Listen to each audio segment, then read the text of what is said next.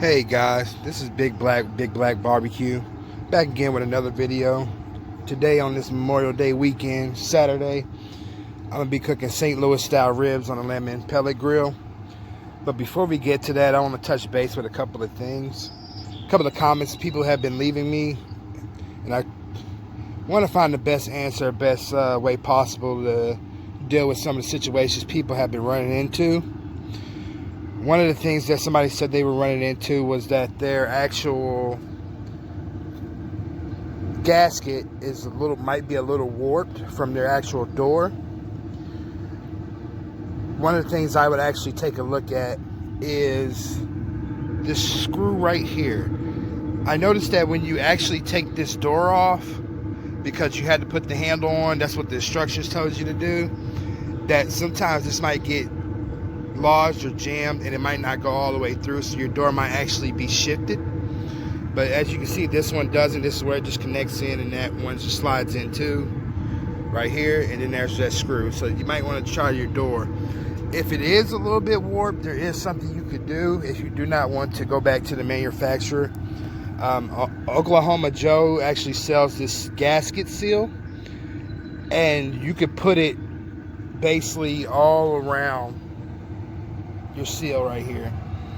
And what it does is, it's kind of like a Velcro thing. It's made for high temperatures, and basically you can just put it just basically Velcros, and it actually holds a lot of holds your actual door to your gasket. Another thing I was reading about was that some people have not been able to get their temperature past 250. As you can see right here, it is at 360 and climbing. I got it to 400. 450 is around the area that you want to sear. Now, just like the Pit Boss or any or other ones, Traeger or anything like that, we don't have a sear pit or sear guard inside, so we have to do it the old-fashioned way. The old-fashioned way is basically getting that iron, getting that grill super hot, and then laying down a piece of steak or something on there, so it will actually get that sear that you want. But as you see, it's still climbing. It's up to 380 now, and I am getting some smoke. I'm getting a lot of smoke. For people who are having trouble with getting it up to about 400, 450, the thing I would do first is actually do the initial run again. Not with the 2 hours. We're not talking about that. We've done all that. What I'm saying is that when you actually plug it up, instead of going to just smoke, turn this to high. Let some of those pellets drop in that firebox. When you hear a couple of clinks, when that means that they're actually dropping in, then turn it to smoke. What's going to happen is that it's going to keep rotating those pellets and building those pellets up, and then after about 5 minutes or so, you're going to get a nice little white smoke. That means that it's actually ignited pretty good.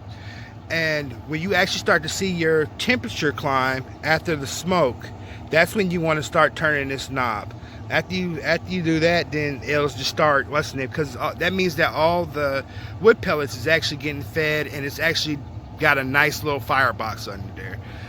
Another thing I want to touch base with is that your grease trap. I actually align my grease trap up with aluminum foil. You don't have to. I just want to prolong my pellet grill a lot longer than some people, I guess. But this right here, it's just the easy cleanup. Easy cleanup. That's all it is, really. Besides that, also in your grease pan right here, I have aluminum foil in there, so I can just yank it up when after I'm done. But if y'all have any more problems, if I can figure them out, just let me know. But another thing I want to add is you also got to have one of these. This is a smoker tube. This thing is awesome. Works in almost any type of grill you want. You have charcoal, propane, this, and what's the name. But this is, you fill this up with wood pellets and you ignite it. So if for some people who are not getting that extra smoke that they want, this will definitely give it to you. Another thing that this does is that when I'm opening my grill, I'm losing smoke. I'm losing smoke and I'm losing temperature. But the main thing is I'm losing smoke. I'm realizing that this thing actually heats back up pretty fast. This right here will keep the smoke running as you are opening your grill. And it will actually double your smoke. So this right here, smoker tube, I got it for $25 at Lowe's. This is actually my second one. The one I had before was actually smaller, and I got that one at Dollar General for $5. But this one extends all the way to 7 inches, and it's good for 2 to 4 hours. And I'm gonna show y'all how to use that too as we get started here. But yeah, if you have any problems, let me know. I try my best to answer them and how to actually get this, get you set up and get you started. But yeah, let's get started. Okay guys, I'm back. I'm actually starting to get my smoker tube ready before we get started with these ribs. If you can see here, all you have to do is literally just put pellets in this. You can extend it if you want to, if you get the extendable one. Just put pellets in it, put some type of fire starter in the front. And what you're gonna do is you're just gonna sit here and you're just gonna lay it down. If some pellets come out, that's completely fine. That's not gonna bother. What you're wanting is you're wanting that smoke to light those pellets. Well, you're wanting the fire to light those pellets, and it's gonna burn all the way through. At a certain amount of hours, it will be all the way there. But for right now, it's burning it. It's starting to get the fire going just like it would be in your firebox. So you're gonna see smoke here in a few minutes. But I guess it's rib time. Okay guys, as you can see here, I have some spare ribs. I just got these spare ribs from Myers. Nothing too fancy, nothing too expensive. They're actually on sale right now at Kroger's, if you can get there by Memorial Day. But as you can see, before I turn these into St. Louis ribs, as you can see, you have a membrane, and then you have all this fat. We don't want that. Yes, little fat is good for smoking, but we don't want all this. Some of this won't render down, and definitely we gotta get rid of this membrane. People scorch it. I don't understand why. Just get rid of it. It is totally inedible. It doesn't help you in any way. It doesn't add flavor at all. You actually want the flavor to get under this. So some people can use a paper towel, some people use a butter knife, but you want to get rid of all this. And you also want to get rid of this. You can use a paring knife to get rid of this, or you can just peel it up. I mean, actually, if you see here, some of it actually comes up as I'm actually pulling on it. But you want to get rid of all this. It's not that good. It's not what's named. Leave a little bit, but don't leave too much.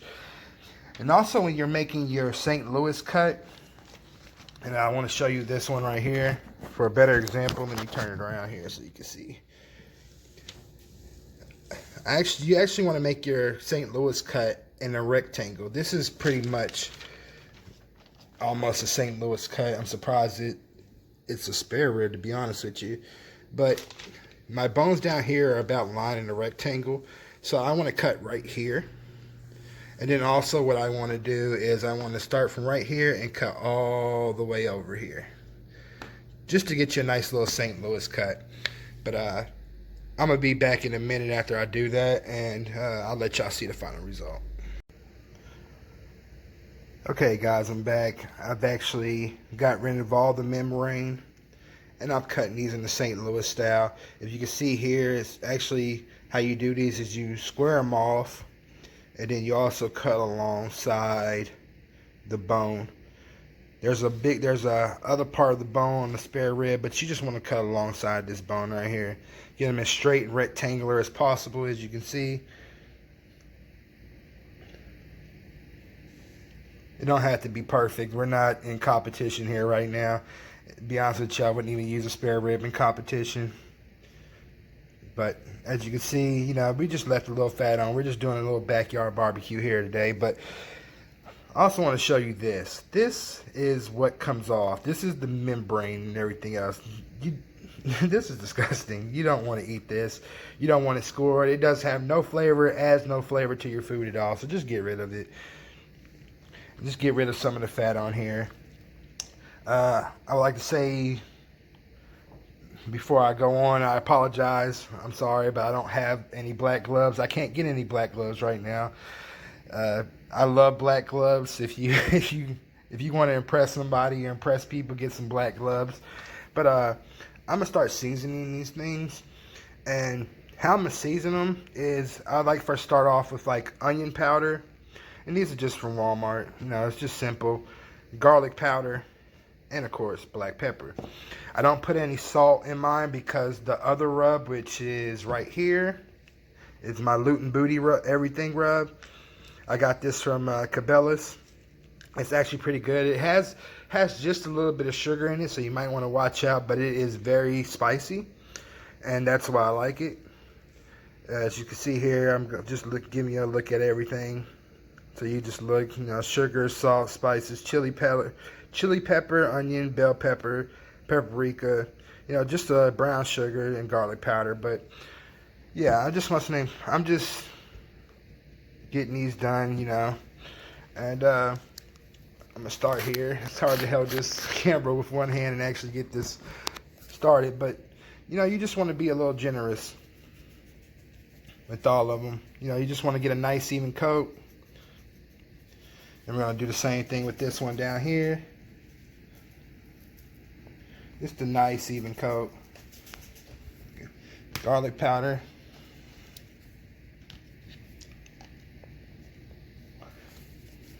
I really need to get a stand for this. It's kind of hard to open some of these with one hand.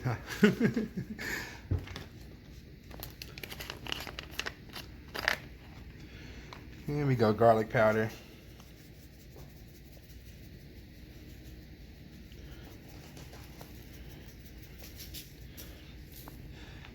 And what I'm going to do is I'm going to also do that with the ground pepper, and I'm also going to do it with the Loot and Booty. The Loot and Booty I'm going to add on a little bit more because this is what I really want to get in my meat. I just want the onion powder and the garlic powder and the black pepper to just sit and actually give me a nice little, you know, little taste, but my actual rub is what's going to give me my taste, and that's what I want. So I'm going to put this phone down for a minute. I'm going to get these, and I'm going to show you exactly what I'm looking for. Now, as you can see, I've actually gotten both sides done, and I've actually applied a generous amount of my rub on these, and I'm gonna I patted them down like you see here. Just pat down your season into the meat. What you're looking for is you're looking for this meat to get like a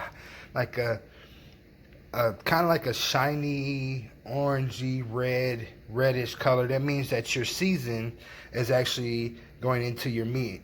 And to actually get that done, you're going to sit here and let it rest for a minute. You can let it rest for about 15 minutes. That's usually what I do.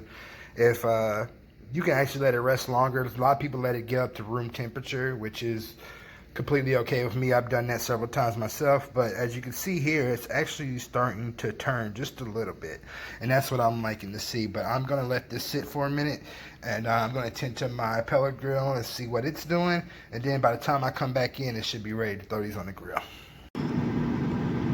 Now, as you can see, I just put these on the grill. As you can see, look at the color, especially on this one, is where it's really starting to turn a darker red orange. That means that your season is actually going through your meat.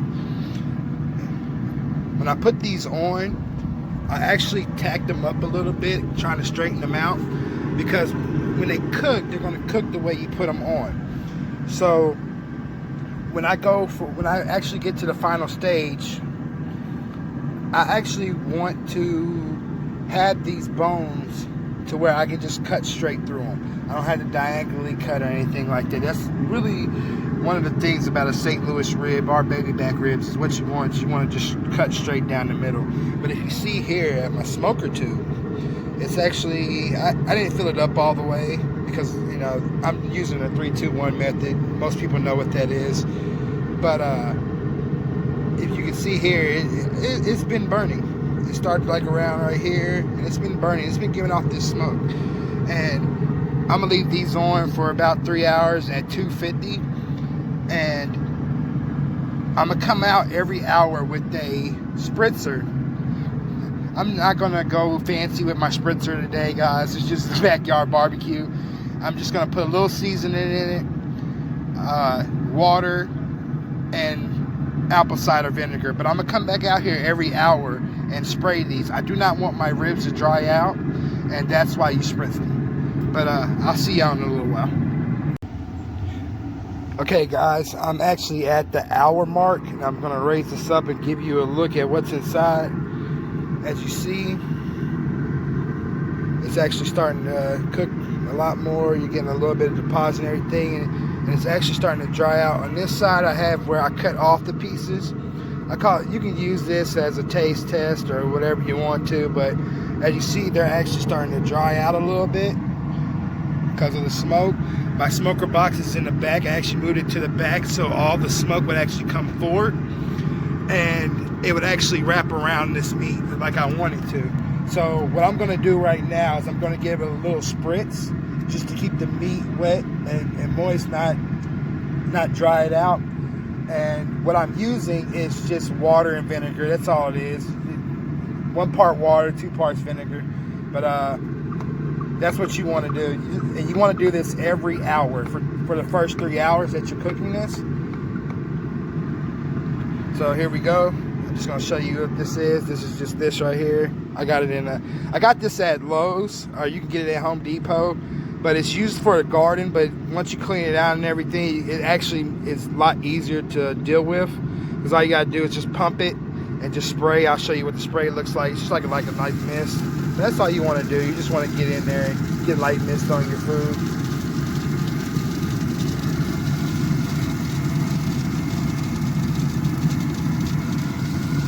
Not too fancy.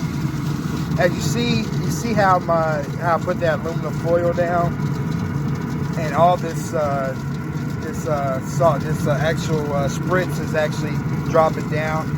It's actually saving my back muscle for a little longer. But yeah, you just want to get a nice little spritz. Give it a couple of more pumps here.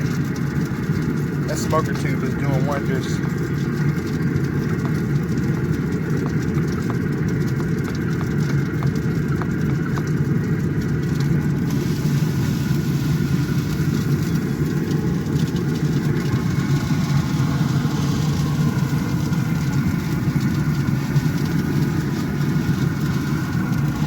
You want to do this for every hour, sometimes 45 minutes. This is all you want to do. Just get it nice and little wet. We're going to close this up, and I'm going to continue to do this. And when I get to that 3 hour mark, I'm going to show you what I'm going to do next. Okay guys, I'm back. It's been about 3 hours. I did hit a couple of snags, or complications as you would say, when I was grilling. It's nothing about the ribs, nothing about the actual gasket where the meat is cooking. It actually, I'm in Kentucky, and if you know like I know, Kentucky weather can change at any minute. It actually started to rain. What I did is I actually covered my hopper with aluminum foil so it wouldn't get wet. My wood pellets wouldn't get wet, and the actual hopper wouldn't get wet, so it wouldn't malfunction or anything like that. But the good thing about it is that when it did rain, I didn't lose temperature. I lost about 5 degrees here and there for the whole 15 minutes, but that was about it. So that is a good thing. I didn't lose temperature at all. It didn't change or anything like that. And actually the degrees outside actually dropped a little bit. But after 3 hours, this is what you have. And what I'm going to do now is I'm going to do the 2 of the 3-2-1 method. Basically what we're going to do here is we're going to put butter and brown sugar across here and on the back side, and we're also going to put honey over here. And then right here on your paper, I have butcher paper. You don't have to use butcher paper. I prefer it, but you don't have to. You can also use aluminum foil, but you want to put some seasoning that you used right here. And what you're going to do is that you're going to flip this over. You're going to flip your rib over where the back side is actually here. Make sure that you have 2 pieces of butcher paper. But what you're going to do is you're going to flip this over on here. And then you're going to put on the back side, you're going to put butter, honey, and brown sugar. And we're going to wrap that up and we're going to put that back in the grill. Now, what I decided to do, because this is my first time cooking on this, I decided to do the ribs 2 different ways. I'm going to leave the other rib on there for the whole 6 hours, just constantly every hour, spritzing it, make sure it stays moist, make sure my meat doesn't dry out. But I want to see what both ways does on this grill. But yeah, we're just going to start. Let me get my butter.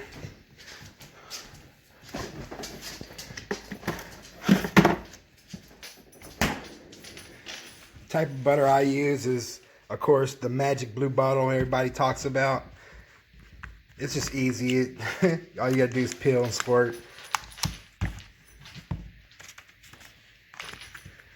And as soon as I get this top back on, because I didn't open it, it's a brand new bottle. And we're just gonna squirt some on here. Get it going first, and then we're just gonna go squirt. That's all you're going to do. Get enough butter on there. On that side. And then we're going to come behind it with some brown sugar. Some light brown sugar. There's 2 different types of brown sugar. I don't know the difference, but I'm using light brown sugar. Just to let y'all know. So we're just going to sprinkle some brown sugar on there. Get it like a nice even coat around. It doesn't have to be fancy. Doesn't have to be completely covered. Just get you some brown sugar on there. And then I'm going to come back behind it with some honey.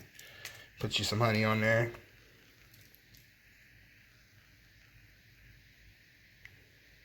Not too much, not too little bit. Just enough to get you going.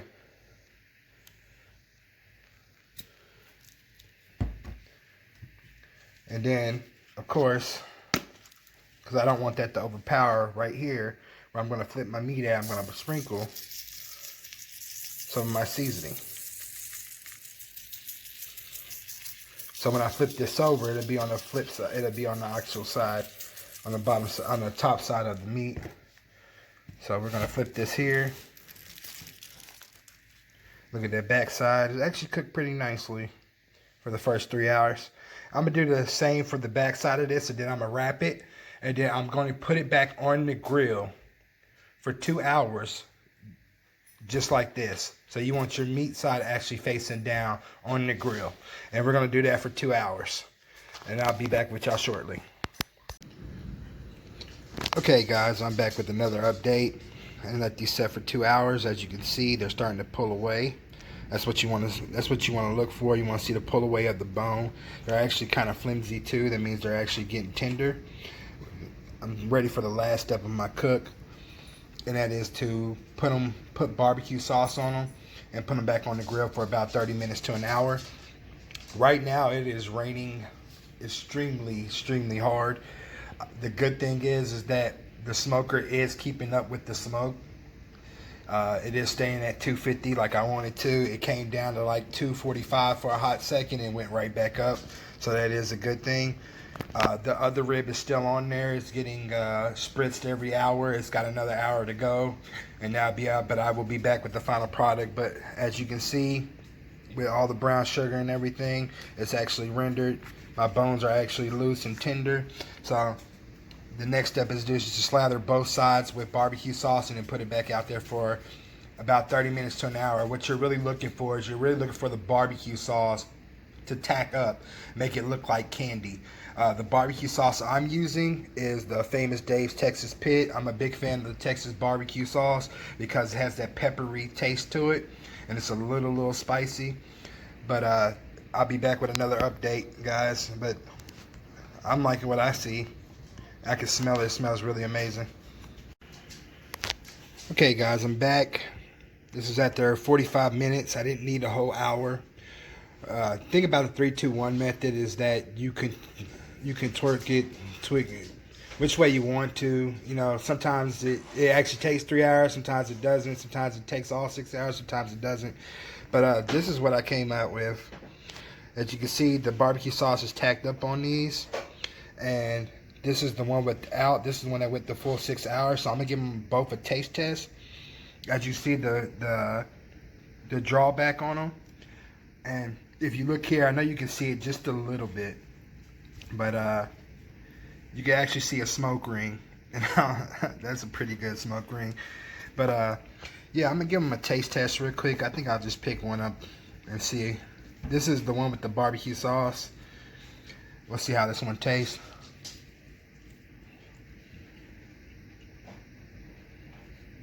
Yeah. Yeah, that is awesome. it pulls away from the bone, leaves the bone clean, as you can see right here. And oh man, that is an awesome rib. But I am soaked. I am completely soaked right now.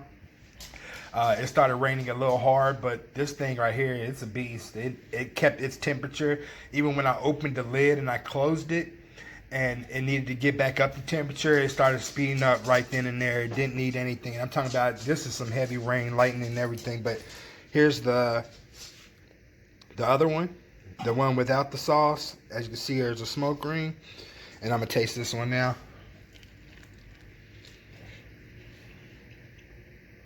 Okay.